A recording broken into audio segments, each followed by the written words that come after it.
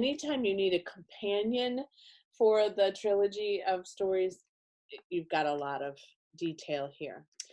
Hi there, and welcome to another edition of Throwback Thursday. I'm Lori, and I'm happy that you've joined me today. And this is a spooky, witchy version of Throwback Thursday because it is October, and we're nearing the end of the month, Halloween. But in October, I love to read and talk about spooky books.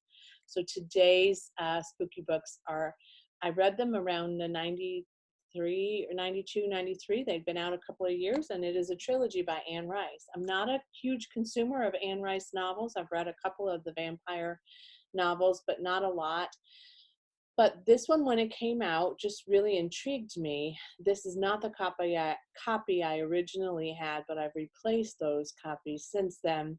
So it begins the story of the Mayfair witches with book one, which finds us introduced to Rowan Mayfair, who is a descendant of this family, and she rescues a man on the beach or outside of the, he's had some sort of an accident on his boat, and his name is Michael Curry, and they meet, and they're immediately drawn to each other, and they're both really curious. She's curious about her family of origin there in New Orleans, and he's curious about a gift that he has for seeing and knowing things that he maybe should not know. And he has acquired this sensory power after his near death by drowning. So he's very stunned by it, and they begin a relationship and a journey to figure out more about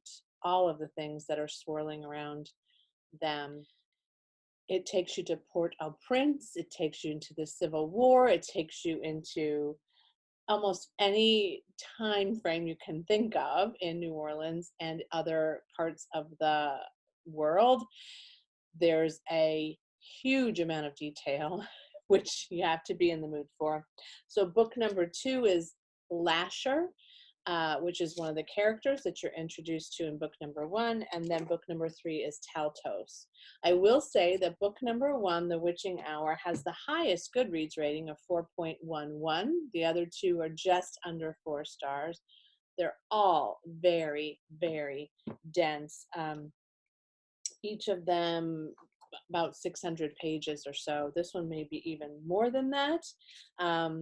Yeah, this one is 965. Anne Rice is not a woman who is short on words, and I think it's because she tells such a descriptive story. I also picked up years later The Witch's Companion, which was the official guide to the witches, or the lives of the Mayfair witches.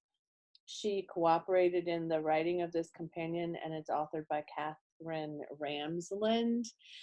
This is very fun, and I've never really taken a look at the entire thing from start to finish, but it has lots of illustrations that kind of go with the movie. Here's Our Mother of Perpetual Help Chapel, which is one of the 9 churches that's discussed in the novel. If you've never read Anne Rice, while she writes horror, she also almost always connects her horror to the Catholic Church. Anne Rice was a Christian and was heavily involved in the Catholic Church, and then she had sort of I think she just quit the Catholic Church. There's no question about what she did, but she talks about this publicly a lot and was interviewed by NPR a while ago. So she still kind of kept some of those themes in some of her novels, but the way that she approached the church, the Catholic Church in particular, changed over time. And but there's always typically some sort of correlation to religion or to the church in many of her horror novels. And New Orleans, quite frankly, is a very church-centered place. Lots of cathedrals, cemeteries.